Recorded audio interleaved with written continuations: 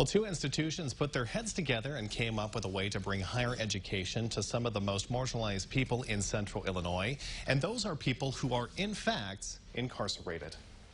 Education does give you new ideas and it makes you think differently. And that's called the Education Justice Project, and it's a college-in-prison program run by the University in Illinois.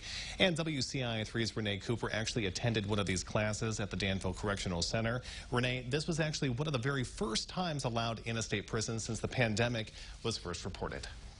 Well, EJP made this commitment to higher education more than a decade ago. But this semester, classrooms reopened for the first time after a pandemic hiatus.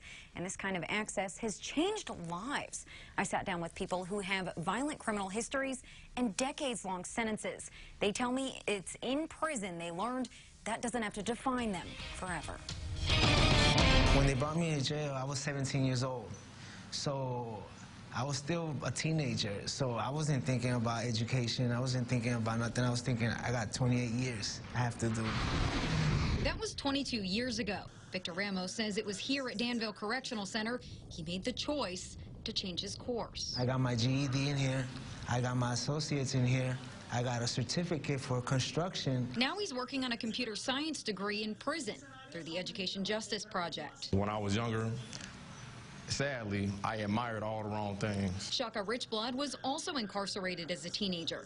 He says education is a way forward, one that didn't feel like an option before he was convicted. Prior to my incarceration, I can remember none of my peers that we actually encouraged each other to do better in school, to learn new things. My first friend I met that was on something positive was in that juvenile facility, and we started memorizing words out the dictionary, learning Swahili, and reading Afrocentric books. And in a world where knowledge is power, EJP Director Rebecca Ginsburg says they're trying to close the gap. Many people have heard of the school-to-prison pipeline, and that refers to policies that make it harder for students, once they have any disciplinary challenges or problems, to continue their education. It's just like these combinations are like a bad combination, but somehow I managed to pass through all of that. Ramos and Richblood want to use their education to make a difference on the other side. At least prevent one kid from following the same footsteps I did. Because it's sad seeing them in the news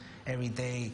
Someone is getting killed or someone is being arrested. Some time ago, I read a study that they correlated the reduction in recidivism rates with the level of your education when you come to jail. So we really sincerely want people to change, and there's math showing that this is going to encourage that factor.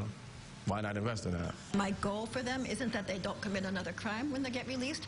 It's that they are able to fulfill the lives and the dreams and ambitions they have for themselves. Another key piece of the EJP is making sure those who are about to re-enter society after years are equipped to do so. Now, right now, the program is just at the Danville prison, but Ginsburg says there are programs run by other universities across Illinois and about 300 programs like this across the country. Back to you. All right, Renee, thanks so much. And programs just like